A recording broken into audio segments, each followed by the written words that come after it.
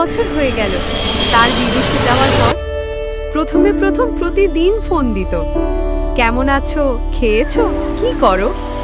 ভালোবাসার প্রতিটা শব্দ যেন বুক ছুঁয়ে যেত। কিন্তু আজকাল ও চুপ, একটা মেসেজও আসে না, কলও আসে না। শেষবার বাবার বাড়ি এলাম, তাই নিয়ে রাগ করেছিল। ভাবলাম ফোন করবে, রাগ কমবে, কিন্তু না, সে তো আর ফোনই করে না। রাতে ঘুম হয় না, ওর পাঠানো পুরনো ভয়েস মেসেজ প্লে করি। মিস করি খুব, কিন্তু বুঝাতে পারি না। ভালোবাসা কি এমন হয়, একটু অভিমানেই ভেঙে যায় সব কিছু?